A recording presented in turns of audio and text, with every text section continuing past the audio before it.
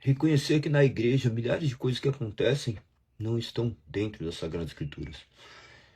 E óbvio que essas coisas também são pertinentes. A Bíblia não fala sobre tudo, mas nos direciona a tudo. Tudo que acontece dentro do ambiente de uma igreja está relacionado àquilo que a Sagrada Escritura nos orienta. Naquilo que ela não trata, mas de certa forma se faz necessário, nós temos liberdade para agir e devemos utilizar os princípios reguladores, os princípios básicos que possam nortear a nossa vida, de maneira que seja completamente condizente com o que a Sagrada Escritura nos aponta. Nós estamos meditando todos os dias nos fundamentos da fé, nas Sagradas Escrituras. Nós estamos agora falando sobre os livros das Sagradas Escrituras. Nós terminamos a leitura em 297 dias, a leitura integral. E agora nós começamos a fazer um breve resumo, um mapa mental daquilo que é de mais importante de cada um dos livros. Nós estamos agora no 15º livro, no livro de Esdras, e vamos abordar hoje o artigo de número 27 da Segunda Confissão de Fé Helvética. Vamos para o que diz este artigo. Artigo de número 27, dos ritos, cerimônias e coisas indiferentes. Cerimônias e ritos. Ao povo do Velho Testamento foram dadas no passado certas cerimônias, como uma espécie de instrução para os que estavam sob a lei, como sob um pedagogo ou tutor. Mas quando veio Cristo, o libertador, e a lei foi abolida, nós, os fiéis, não estamos mais debaixo da lei. Romanos 6, verso 14. E as cerimônias desapareceram. Por isso os apóstolos não quiseram conservá-las ou restaurá-las na igreja de Cristo. O tal ponto que abertamente declararam não desejarem por nenhuma carga sobre a igreja. Portanto, pareceria estarmos introduzindo e restaurando o judaísmo, se multiplicássemos as cerimônias e os ritos da igreja de Cristo, segundo o costume da igreja antiga. Por isso, de nenhum modo aprovamos a opinião daqueles que pensaram que a igreja de Cristo deve ser regulamentada por diferentes ritos, como uma espécie de treinamento. Pois se os apóstolos não quiserem impor ao povo cristão cerimônias ou ritos que forem indicados por Deus, quem, pergunto eu, em perfeito juízo haveria de impor-lhes invenções imaginadas pelo homem? Quanto mais aumenta o volume de ritos na igreja, tanto mais ela se despoja da liberdade cristã de Cristo e de sua fé nele. Enquanto o povo busca nos ritos aquilo que deveria buscar somente pela fé no Filho de Deus, Jesus Cristo, por consequente, basta aos crentes alguns ritos moderados e simples, que não sejam contrários à palavra de Deus. Você vê aqui, então, uma clara argumentação acerca de toda a pomposidade acerca dos ritos. Os ritos devem ser o mais simples possível e render glória somente a Deus. Hoje ainda nós vivemos isso de maneira muito latente, muito clara, muito nítida. Se você frequenta qualquer tipo de culto, você deve se deparar com uma série de apetrechos, com uma série de rituais que mais engrandecem homens, ou talvez te leve a uma submissão a ritos e não a Cristo. Naturalmente, tudo aquilo que fazia visava trazer uma certa imponência para determinado ambiente e fazer com que houvesse aquele ar místico. Ocorre que a igreja cristã protestante, ela se abdica de tudo isso, rendendo glória somente a Deus, entendendo que todo culto parte do pressuposto de uma adoração ao único Senhor, não a homens, não a ritos, mas sim todos estarmos ali não buscando a presença do Senhor, mas cultuando a sua presença real já em nossas vidas, o que é algo completamente distinto. Observe que normalmente as igrejas protestantes, elas são marcadas por talvez uma simplicidade e por uma não ênfase em todos esses apetrechos que são secundários. Na sua grande maioria assim o são. Claro que existe toda uma historicidade, existe uma série de coisas que ainda são resguardadas, e isso também não são coisas primordiais. Então, quanto à questão de como é a igreja, o que é ou não o templo, isso daí são questões agora periféricas. Nós temos que olhar para a centralidade de Cristo. A cor da parede pouco importa, a questão é a palavra ser pregada, a questão primordial é o centro ser Cristo.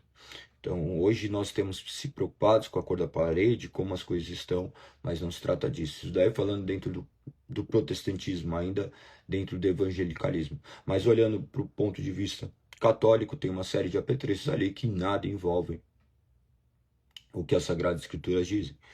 Toda aquela misticidade que existe, por vezes te traz uma questão de submissão a um templo e não aquele que constrói todas as coisas, aquele que é o autor e consumador de todas as coisas, e não para Cristo encarnado e manifesto na sua igreja. Nós somos o corpo de Cristo andando. Nós somos a igreja de Cristo, ativa e vivente. Então devemos olhar muito mais para essas questões do que para essas questões que são completamente relevantes e muitas vezes superficiais. Mas não é por serem superficiais que elas são menos importantes também, tá? Prestem muita atenção nisso, porque naturalmente nós poderemos criar milhares de coisas que também nada tem a ver com o que as Sagradas Escrituras dizem. Nós sabemos que todas essas coisas que hoje são envolvidas dentro das igrejas, elas estão voltadas para mais um entretenimento e não para a glória de Deus. Não existe nada errado quanto à cor da parede, não existe nada quanto à questão de determinadas situações. As luzes são necessárias também para que possam ali proporcionar uma leitura da Bíblia, mas por vezes podemos chegar em questões onde a luz também vira um mero apetrecho de entretenimento ou por vezes de dominação. Nós sabemos o poder que existe nas luzes, não um poder sobrenatural, mas um poder cognitivo. Vocês sabem que as luzes, as determinadas cores, elas são capazes de gerar determinadas emoções nas pessoas. Determinadas coisas ali que acontecem em meio a esses ritos podem gerar sensações e te remeterem a uma falsa sensação de uma presença. A presença de Deus, por vezes, não vai ser sentida sensitivamente, mas é uma firme convicção de algo que não se vê, mas se crê.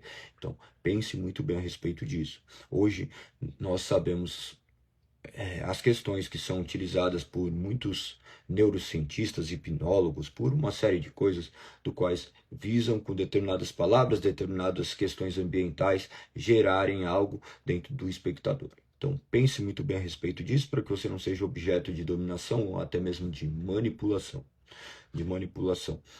A questão até mesmo do olfato. Hoje, até mesmo o olfato do qual o ambiente, o cheiro do ambiente gera e desperta determinados sentimentos em vocês. Talvez você nunca tenha tido acesso ao conhecimento dessas coisas, mas isso ocorre, tá?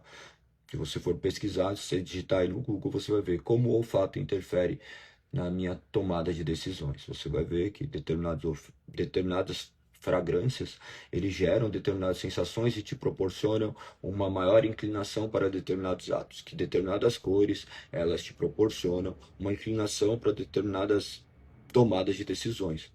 Todas essas questões de cores, observe que tudo é muito colorido. Os aplicativos, por exemplo, dentro do seu celular, eles estão todos voltados para determinadas cores, visando atrair a sua atenção.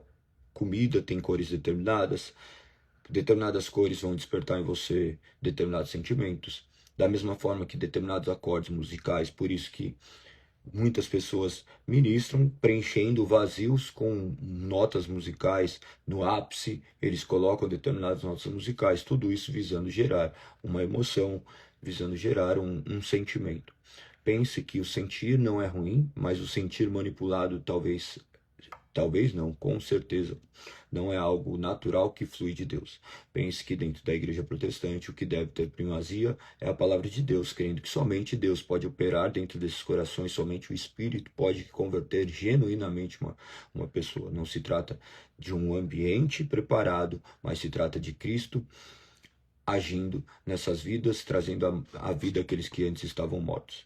Então, preste muita questão quanto a isso. Esses ritos, eles se modernizam, mas o verdadeiro culto não está baseado meramente em uma apresentação visual, mas sim por intermédio do Santo Espírito penetrando os corações, ainda que o pregador ali seja desinstruído formalmente, ainda que o pregador seja inapto, com claras limitações, Deus pode agir, porque ali trata do Espírito Santo, mas pense que não é porque o ambiente está completamente construído que Deus agirá mais.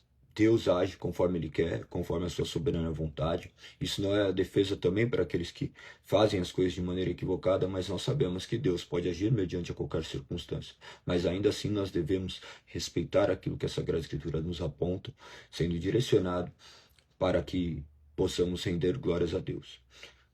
Existem ambientes completamente antagônicos ao que nós esperamos mediante as Sagradas Escrituras, mas nós cremos que Deus também está no controle, que Ele há de agir e trazer a devida correção para o seu povo.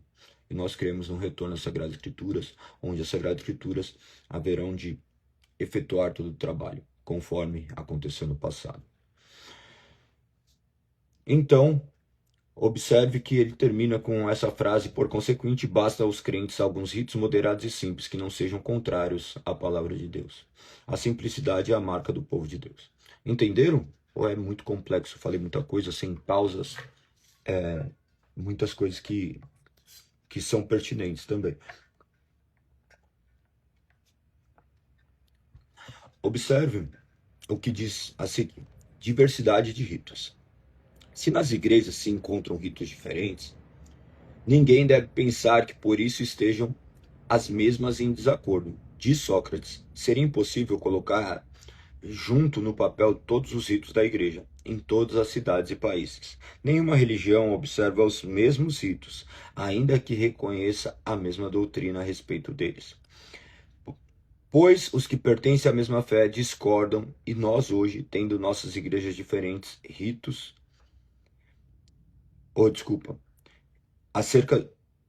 Vou ler mais uma vez. Nenhuma religião observa os mesmos ritos, ainda que reconheçam a mesma doutrina a respeito deles, pois os que pertencem à mesma fé acordam entre si, mesmo acerca dos ritos.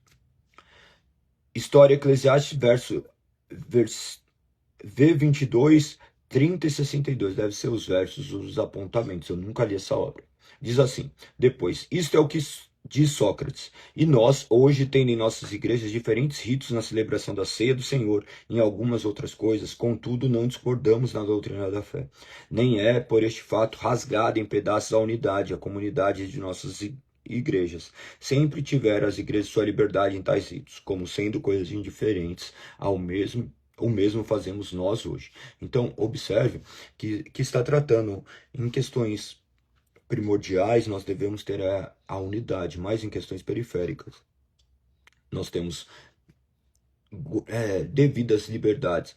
Por exemplo, conforme mencionado aqui acerca dos sacramentos, como é efetuado, como deve ser o rito da ceia do Senhor. Há uma certa liberdade quanto a isso, desde que não fira os fundamentos. Da mesma forma, a cerimônia do batismo, essas questões que nós já tratamos, mas devem ser retratadas. Como deve ser a liturgia? Não existe um manual litúrgico estabelecido de maneira autoritativa, segundo as Sagradas Escrituras. Tanto que, dentro dos padrões de fé de Westminster, a Igreja Presbiteriana, inclusive, não adotou os padrões estabelecidos para a liturgia. Eles adotam, sim, os princípios reguladores do culto, mas não adotaram os princípios de maneira que se torne completamente mecânico tudo aquilo que faz. Embora, naturalmente, o rito adotado por determinadas igrejas, elas entram numa repetição por entenderem que aquilo ali é o suficiente. Não se trata de uma imposição, mas sim de um mero acordo. E esses acordos não estão contrários à palavra de Deus. O que nós devemos fazer é orarmos a Sagrada Escritura, cantarmos as Sagradas Escrituras, lermos as Sagradas Escrituras, explicarmos as Sagradas Escrituras, os sacramentos e também as ofertas, que também alguns entendem que faz parte também do momento da liturgia de culto, e isso é o suficiente para cultuarmos ao Senhor. Um meio de graça do qual o Senhor nos concede, do qual nós temos uma liberdade assistida, vamos colocar dessa forma, e regulada pelas Sagradas Escrituras, de maneira que nós devemos fazer tudo isso para a honra e glória do Senhor, de maneira que não fira o que as Sagradas Escrituras dizem. Observe que em alguns lugares, determinados sítios podem se tornar completamente distintos. Pense em determinada cidade, determinadas circunstâncias. Você já deve ter visto lugares em pessoas adorando ao Senhor, cultuando ao Senhor em chão de barro, utilizando como instrumentos musicais bacias, utilizando como instrumento de percussão. Observe que os instrumentos não são mais ou menos sagrados. Nós não temos como utilizar os sagrados, os objetos que foram utilizados na Bíblia, mesmo porque não faz o menor sentido você também querer fazer aquilo, é algo completamente fora de tempo. Então, os instrumentos que são utilizados ali não são mais ou menos santos.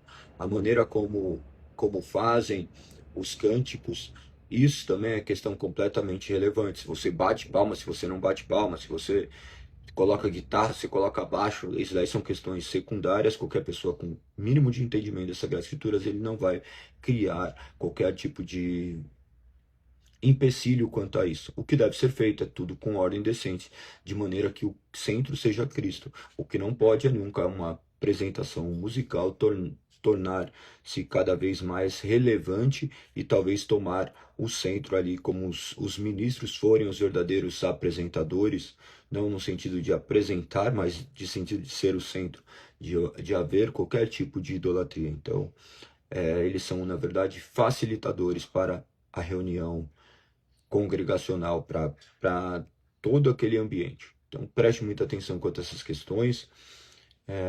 Quantos louvores cantar, a questão é que não pode ter primazia os cânticos, a palavra. Em determinados momentos, não, hoje vai ter uma festividade, nós podemos ter um momento de louvor, isso daí você não vai encontrar em nenhum lugar que possa impedir isso, mas lembre-se que no domingo, no dia de culto, normalmente deve-se prevalecer o culto para toda igreja, não cultos determinados, especificando determinadas pessoas. A igreja sempre cultuava de maneira integral, com todos os seus membros reunidos. São essas questões que creio que sejam primordiais para vocês compreenderem quanto a isso. Nós devemos olhar, então, com muito cuidado quanto a essas questões, porque por vezes nós queremos apontar para determinadas igrejas, imaginando e colocando padrões que não foram estabelecidos nas Sagradas Escrituras e atribuindo simplesmente gostos musicais nossos, gostos particulares. Por exemplo, qual é o ritmo que determina uma igreja que deve ter? Não existe, tá? Não existe. Tem pessoas que foram chamadas de uma forma, eles vão tocar rock e o rock não é uma obra-prima de Satanás. Então, não tem nada de errado disso. Qual o ritmo musical que mais se aperfeiçoa? Imagina que você está numa comunidade e também não vai existir dificuldade em você enxergar outro determinado ritmo musical. A questão não é no ritmo, mas sim nas canções que são entoadas, que devem sempre glorificar o nome de Deus. Isso por vezes ainda se tornou um tabu, mas dentro de qualquer pessoa que analisar as Sagradas Escrituras, ele não vai encontrar um argumento favorável a defender coisas que não foram defendidas nas Sagradas Escrituras. Então, se for somente batendo palmas, se for crianças cantando, se for adultos cantando, o que quer que seja, essa questão é que deve fazer parte da igreja e a igreja deve ter essa unidade, glorificando o nome do Senhor. Continua dizendo coisas indiferentes, mas ao mesmo tempo as admoestamos. Admoestação, sabe o que é admoestação? Coloca aí se você sabe o significado. Essas palavras caíram em desuso, né? Mas são palavras que foram já utilizadas e ainda são utilizadas em determinados ambientes, mas admoestação. Você sabe o que significa admoestação? Coloca aí. Sim ou não? Ao mesmo tempo, as admoestamos a se manterem em guarda. Admoestamos. Admoestação é como se fosse uma advertência, tá? Eu te alerto. Admoestamos a se manterem em guarda, a fim de não considerarem indiferentes coisas que de fato não o são. Como querem alguns em relação à missa e ao uso das imagens em lugares do culto. Olha que interessante. Observe que também, mediante toda essa liberdade que existe, tem coisas que não são, que de fato elas devem ser resguardadas e não devem ser admitidas. Ele diz assim, ó, a fim de não considerarem diferentes coisas que de fato não são. O que ele está falando? Tem coisas que você acha que é indiferente, coisas que não deveriam ser. É exatamente isso que ele está dizendo. Não, também não vai achar que tudo isso é normal. Tá errado e pronto, acabou. Essa é a realidade. Como querem alguns em relação à missa e ao uso de imagens em lugares de culto. Observe, as imagens não pertencem ao nosso culto. Da mesma forma que ter uma arca da aliança não é, não é plausível, você ter uma qualquer tipo desses objetos judaizantes, o talit, essas questões aí, tem um shofar, não se trata de algo que é preconizado nas Sagradas Escrituras. Não tem como você falar que o shofar te proporciona uma maior adoração, é um instrumento para culto, para entoação de louvor, que vocês sabem que não se trata disso. Uma coisa é uma flauta, outra coisa é um chifre, você vai ficar assoprando, é como se fosse um berrante. Então, não está chamando bois, é, não faz o menor sentido. Não faz o menor sentido, e nós sabemos também que isso era utilizado em determinadas épocas, então são coisas que são utilizadas remetendo a questões do passado que não fazem o menor sentido. Então, são coisas que nós não devemos ter como comum. Quando trata das imagens, as imagens cultuadas, nós sabemos essa questão da veneração de imagens, de como acontece isso, da mesma forma que é muito estranho você chegar na igreja, tem a foto do seu pastor bem grande ali, como se fosse algo dele, não faz o menor sentido. Então, não que não deva utilizar, né, a sua imagem, porque, claro, ele está ali como representante, mas imagina, tem ali, não faz o menor sentido, porque isso daí não difere também de um culto a uma imagem que foi esculpida. Então, preste muita atenção quanto essas questões, são questões que aparentam ser simples, mas elas divergem do que a Sagrada Escritura nos aponta. Então, ele continua dizendo, indiferente escreveu São Jerônimo e a Santo Agostinho.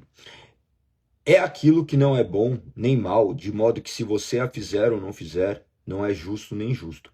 Portanto, quando para dar validade às coisas indiferentes se torce a confissão de fé, deixam as mesmas de serem diferentes.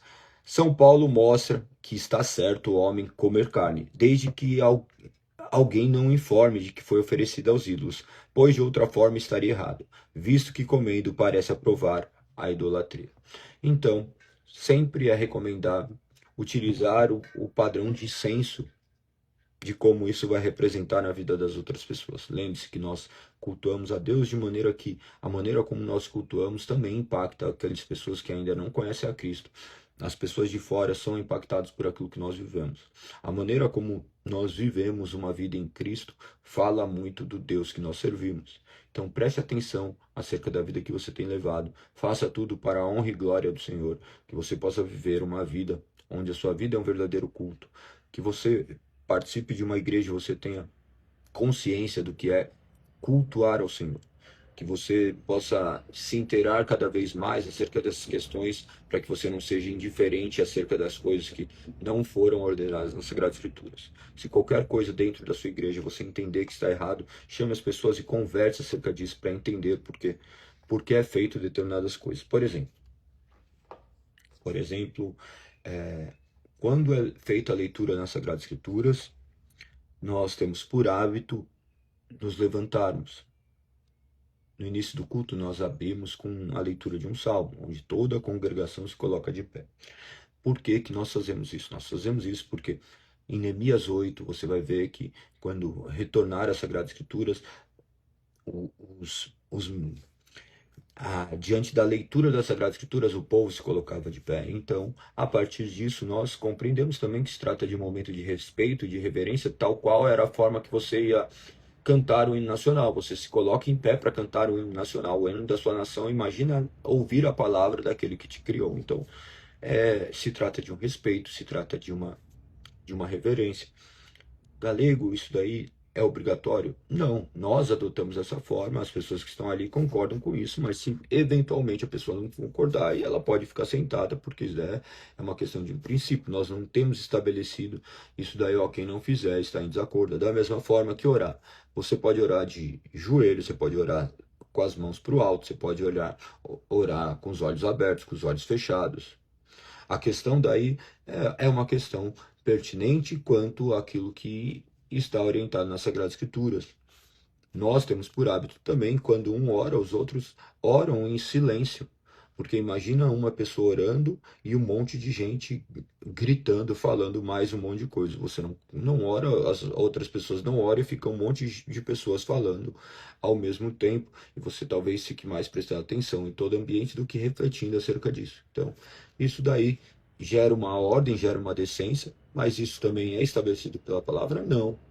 Não tem nenhum lugar estabelecendo dessa forma, de que outras pessoas deveriam ficar caladas. Então, isso daí são questões peculiares de determinadas comunidades que também não devem ser objetos de divergência, tá? Então, tentem compreender essas questões para que vocês também não fiquem pessoas completamente chatas e metódicas quanto todas essas questões.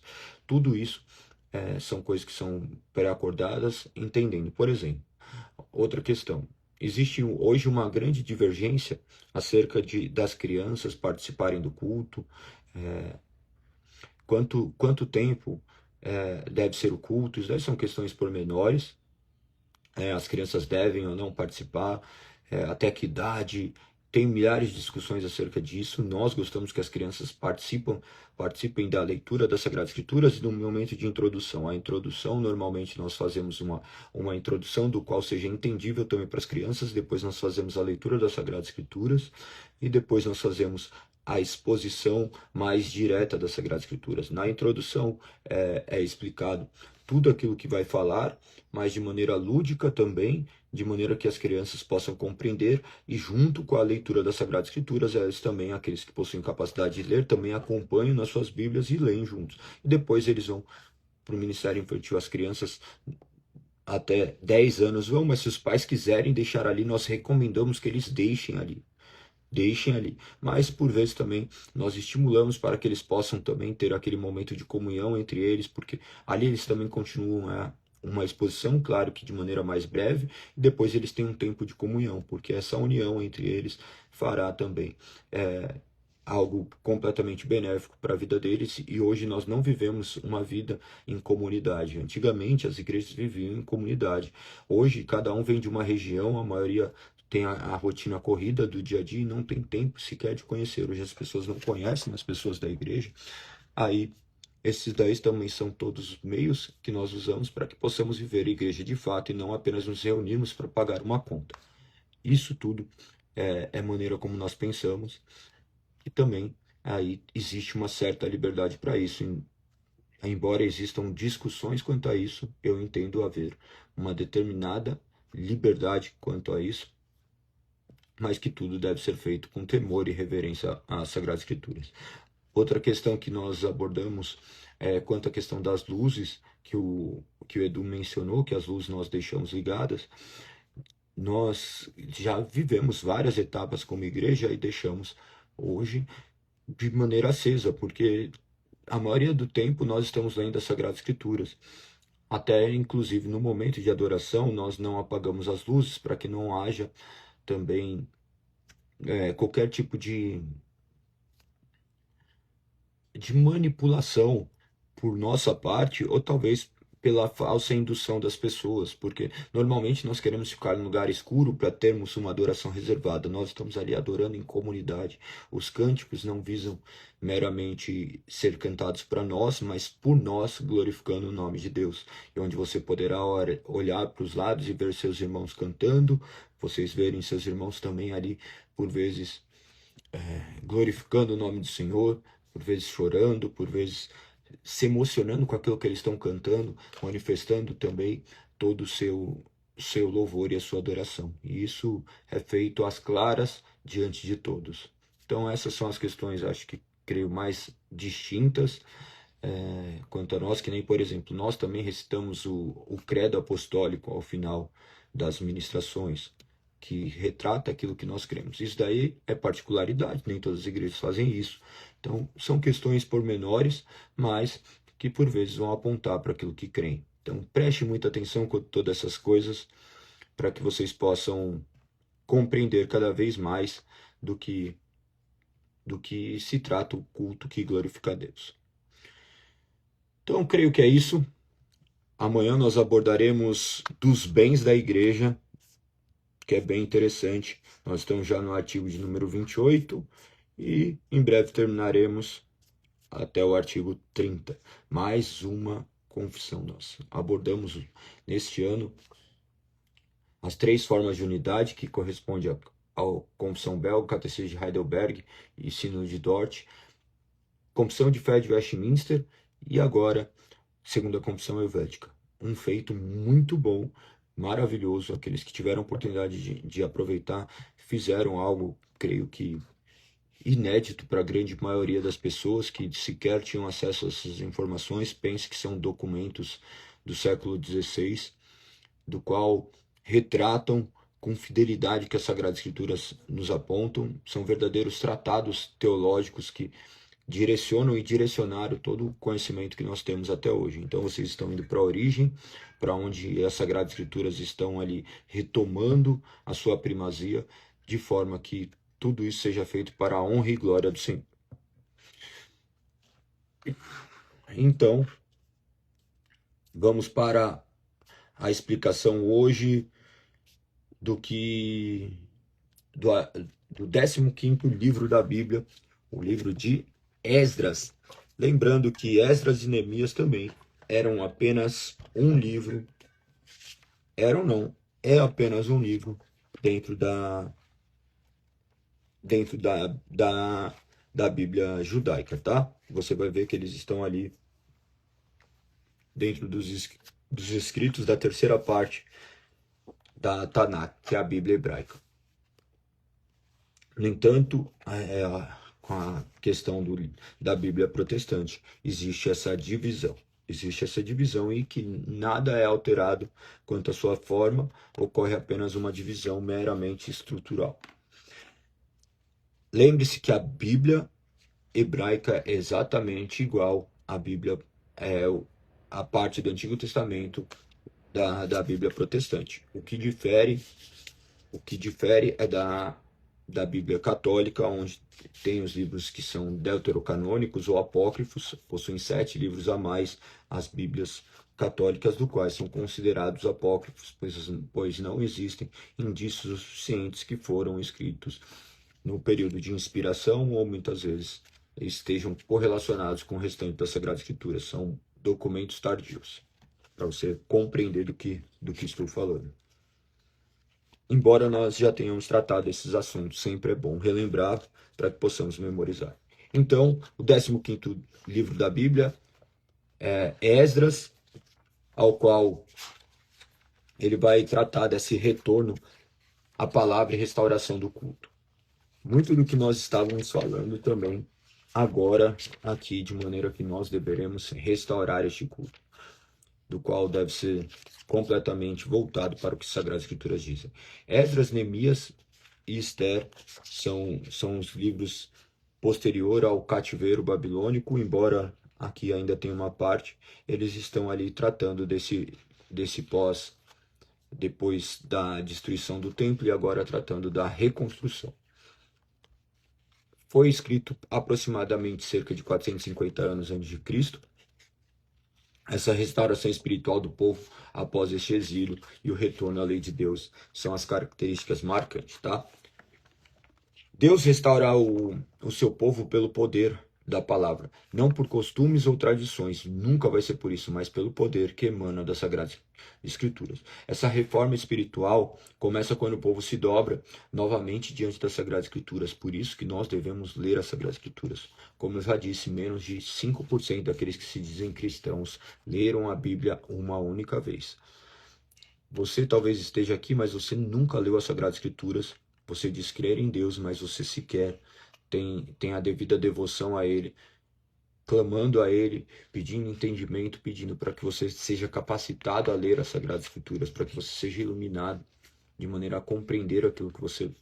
Então, nós estamos aqui visando meramente instrução do povo, mediante a leitura das Sagradas Escrituras. Não tento fazer uma análise rebuscada, simplesmente falo daquilo que está escrito para que vocês possam ter este conhecimento e vocês possam conhecer por si mesmo e que, acima de tudo, o Espírito Santo opere no seu coração. Que você não faça parte dessa minoria, desse povo que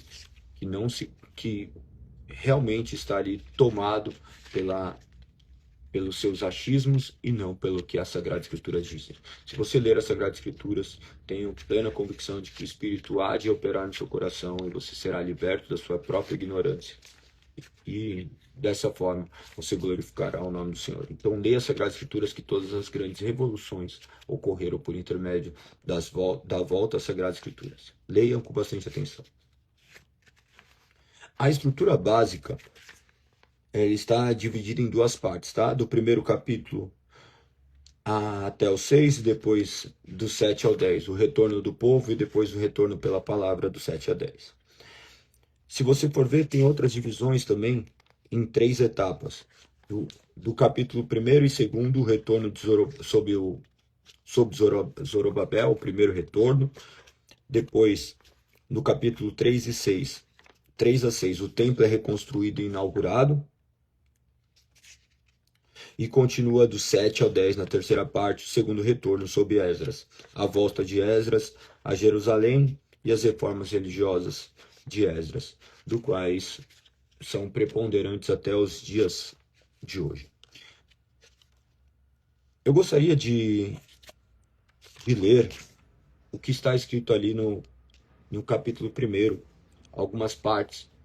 Olha o que diz: no primeiro ano de Ciro, rei da Pérsia, para que se cumprisse a palavra do Senhor por boca de Jeremias, despertou o Senhor o espírito de Ciro, rei da Pérsia, ao qual fez pregar por todo o seu reino.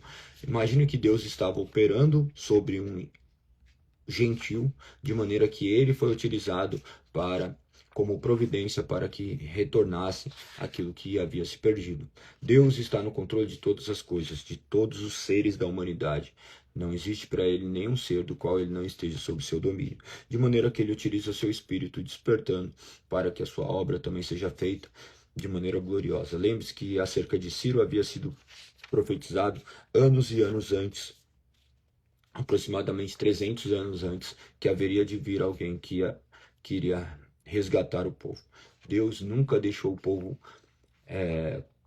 sem esperança. Ele sempre prometeu esse resgate, mas por conta da própria incredulidade, eles não conseguiam acreditar e eles, acima de tudo, viviam vidas do quais manifestava sua natureza completamente caída, onde o homem sempre se voltava a uma adoração de um Deus que ele criou na sua própria mente, e não a maneira como foi estabelecida por Deus. Nós somos chamados a adorarmos Deus conforme ele estabeleceu, conforme a sua palavra. Então, que você possa se curvar diante da soberania de Deus e ser obediente, sabendo que isso é o que nos compete, que você possa respeitar as Sagradas Escrituras e, acima de tudo, conhecê-las. Então, ele continua a dizer assim: depois que desperta o espírito em Ciro, rei da Pérsia, ao qual faz passar pregão por todo o seu reino, dizendo: assim diz Ciro, rei da Pérsia, o Senhor Deus dos céus me deu todos os reinos da terra e me encarregou de lhes edificar uma casa em Jerusalém de Judá. Quem dentre vós é de todo o seu povo, suba a Jerusalém de Judá e edifique a casa do Senhor, Deus de Israel. Então se levantaram os cabeças de famílias de Judá e de Benjamim, E os sacerdotes e os levitas, com todos aqueles cujo espírito Deus despertou para subirem e edificar a casa do Senhor, a qual está em Jerusalém. Esdras chegou a Jerusalém, tinha disposto... Aqui está no capítulo 7, tá? Desculpa. Esdras chegou a Jerusalém, tinha disposto o coração para buscar a lei do Senhor e para cumprir e para ensinar em Israel os seus estatutos e os seus juízos. Então nós vemos aqui de maneira bem clara Deus operando de maneira soberana, resgatando o povo da ignorância. Esdras vai retratar essa questão da história eclesiástica. Eclesiástica está todo esse aparato dentro da igreja. E da reconstrução do templo. Neemias, posteriormente, vai tratar da história civil e da reconstrução dos muros de Jerusalém. Então, essa divisão é muito clara dentro desses dois livros. Quando você for ler essa história, que você possa enxergar como um novo êxodo do povo. Depois de mais 70 anos de cativeiro, ocorre isso daí. 70 anos da destruição do templo, ou 70 anos desde a primeiro exílio.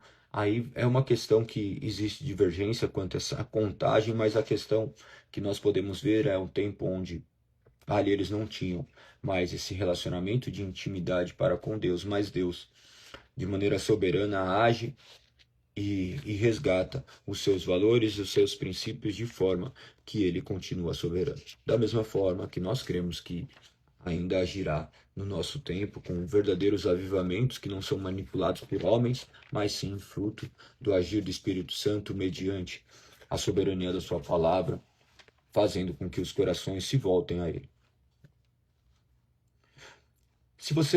Eu falei ontem que Esdras era a continuação do livro de Crônicas. Se você pegar e for ler os últimos versos, vocês vão ver que são completamente enquadrados com esse início em Esdras. Essas profecias que eu mencionei também acerca de Ciro, estão ali datadas aproximadamente também 700 anos antes. Se você for ler em Isaías 44, verso 28, você vai enxergar, e também 45, verso 1 e 4. Se vocês quiserem, depois anotem e vocês leiam, que essas questões são bem interessantes e dignas de observação. Creio que esses são os principais pontos.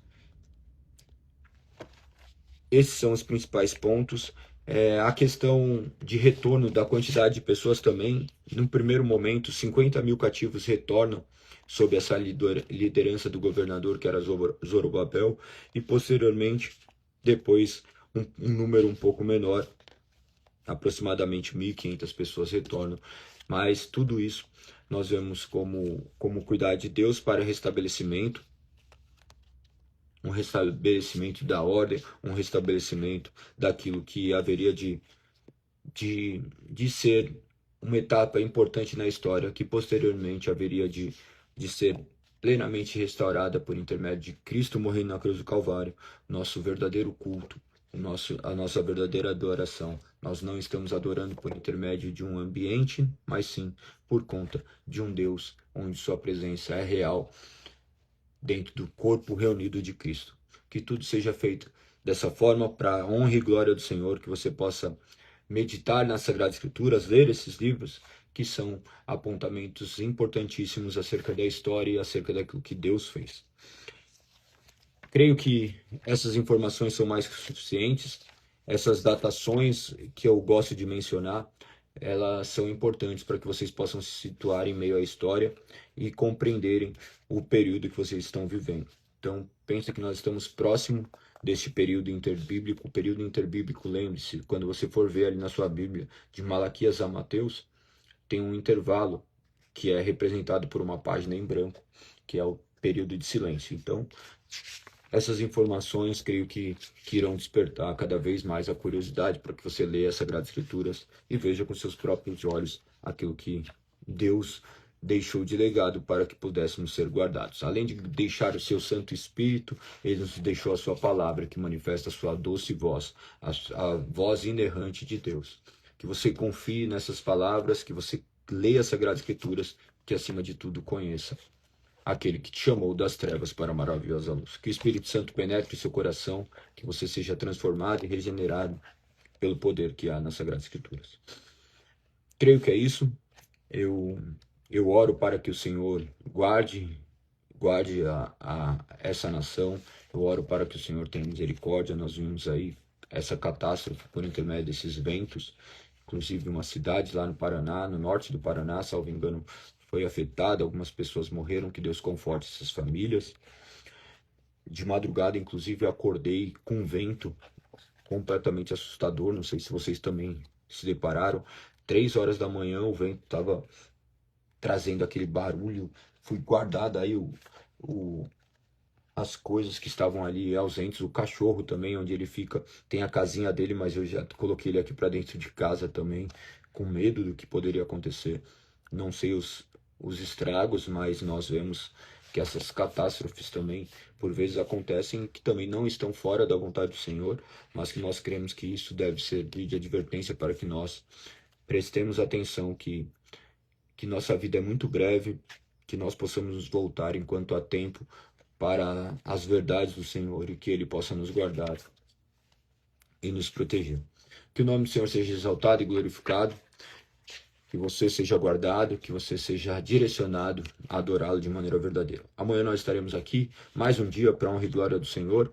Amanhã nós abordaremos o livro de Neemias, terminando dessa forma os livros... não, depois tem Esther ainda, depois nós terminaremos os livros históricos. Então, terminando mais uma sessão do qual é separada em 4 sessões, lembra-se, a lei, os livros históricos de sabedorias e depois os proféticos. Talvez você também não conheça essas divisões, mas isso tudo eu fico falando de maneira repetida para que você possa memorizar e cada vez mais ser conhecedor das Sagradas Escrituras. A intenção é que todos saibam das Sagradas Escrituras tanto quanto um grande teólogo, porque no final somos todos teólogos. Inclusive recomendo que vocês leiam esse livro, Somos Todos Teólogos, do R.C. Sproul.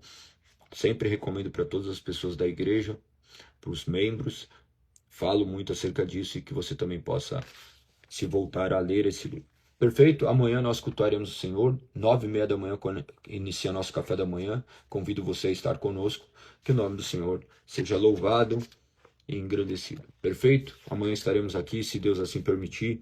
Tamo junto. Para quem não for ao culto, ou quem for ao culto e também estiver aqui, que o nome do Senhor seja exaltado. Beijo, até amanhã, 5h59, senão nos encontraremos no culto. Fui!